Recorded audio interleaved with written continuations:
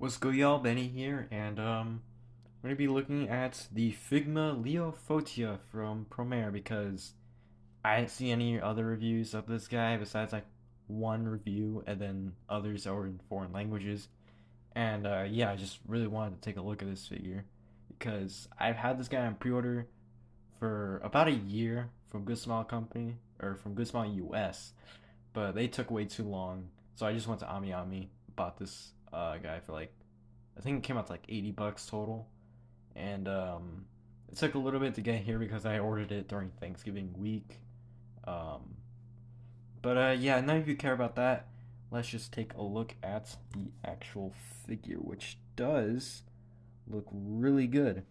I mean, Figma has always been really good with capturing likenesses for anime characters or just capturing their overall looks. I mean, except recently. Oh my god, I'm so sorry. There we go. And yeah, this figure is no different. The paint job, it's very crisp, very clean. I apologize for it getting bright. Yeah, very crisp, very clean. Not a lot of issues in terms of the paint job with my figure, at least. Um, but yeah. Also nice sculpted details, like the buckles that are all over.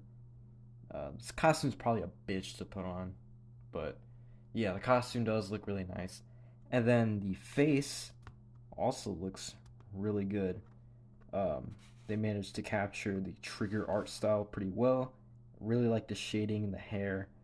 Um, and yeah, the hair does look really good, but I'm not a fan of the seam at the top because it's so brightly colored. It's more noticeable than, darker hair colors and all that.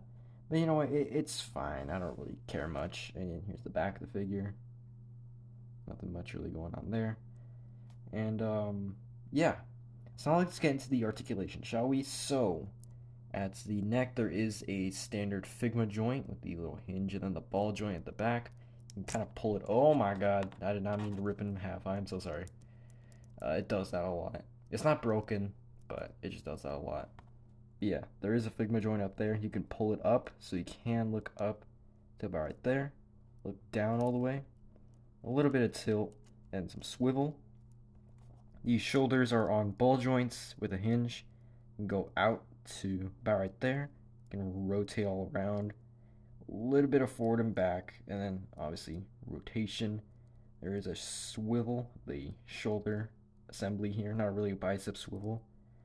You can get way past 90 with the joint at the elbow, and then the wrist can go up and down or side to side depending on how you have it configured. The wrists on this figure are kind of tight. It's kind of scary turning the wrist joint around because I'm scared I'll break it or something, but it does feel durable. So yeah, swivel. For the torso, there is a ball joint up there, and then there is a ball joint at the waist, which you can crunch forward a little bit, arc back, not really much, and you do get some tilting. So yeah, and then swivel. And then the hips are on a ball joint, and you can kick up a little bit past 90, and go back a little bit, and then out a little bit, or not a little bit, a lot actually. And then for the thigh cut, this is kind of weird. This is kind of weird. I've never seen Figma do a thigh cut on a figure. I guess this is new, but yeah, there is a ball joint there, and then it can just swivel. It's a Marvel Legends ass joint. I mean, it still works though. I'm not gonna complain about it, but it just looks kind of weird, especially if you accidentally rotate the joint like that. It just looks all ugly and all that. But whatever. Alright, there is a Figma joint at the knee, which goes up way past 90, and the ankles can hinge back, hinge forward. There is a little bit of rocker, and then a toe joint that goes up to there. So, yeah, the articulation on this figure is pretty decent for the most part. Figma isn't really known for, super articulated figures, but the articulation here actually works pretty well. You can get some pretty decent poses. And yeah, so let's get into the accessories, shall we? So let's get into alternate hands. So yeah, as you can see right there, he comes with a pair of fists out of the package.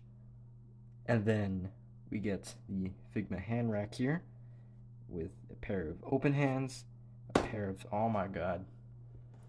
Yeah, the figure likes to fall over a lot because of his small feet. I'm not sure if it's just an issue with my figure, but sometimes it can be kind of tricky to stand up. It might be because of the toe joints or something being all weird.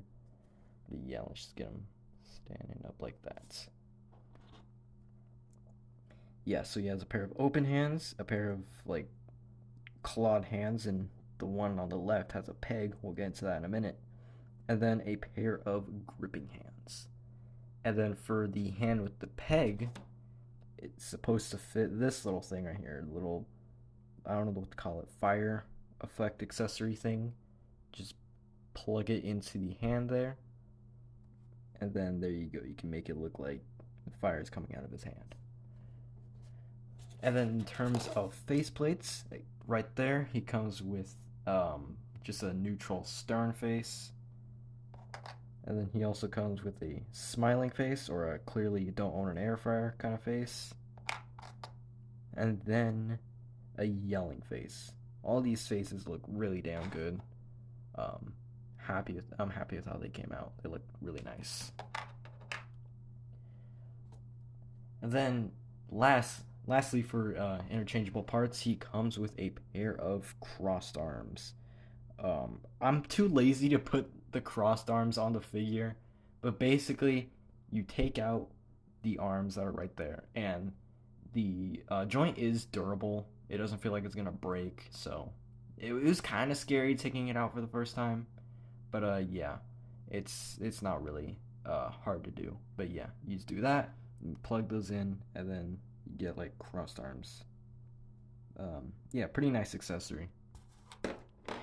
And then lastly for accessories, you get the giant sword. And if it wants to focus, the giant sword does look really good. I really like how they came out. Really nice sculpt. It's really sharp. Actually, I think it's, yeah, these parts are pretty sharp. Don't want to poke your eye out with that. And I'm kind of scared that it will break. Like, I get kind of scared because it's pretty thin, but it hasn't broken on me yet, so that's good. Oh, I forgot to mention, he has the standard Figma essentials like the stand and the bag, but no one cares about those. So yeah, now let's get into these size comparisons, shall we? So let's get him standing up here if he wants to. Are we good? All right, we good. All right, so here he is next to some other Figma figures I own. We have Tanjiro from Demon Slayer and Reaper from Overwatch. You can see he's a pretty decent height next to other figures. I apologize for how bright my light can be sometimes. But yeah, there he is next to those guys. Here he is next to some Star Wars figures because I feel like it. We have a heavy stormtrooper. Come on. There we go. We have a stormtrooper, and then the 501st clone trooper.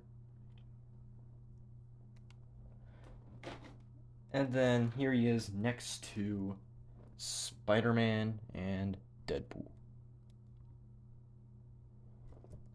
So yeah, overall this figure is pretty good. I think my only complaints about it really are the fact that he's kind of hard to stand up, and he doesn't really have a lot of accessories. To be fair, I'm not sure what they could have given him besides what else he comes with. Maybe the little handcuff thing that the Nendoroid had. But yeah, overall though, this figure is really good. I think it's probably one of my favorite figures released this year. It's really nice. Anyways, I'll see you guys later. Peace. And stick around for the photos at the end, because there is going to be photos, because I'm going to include those now.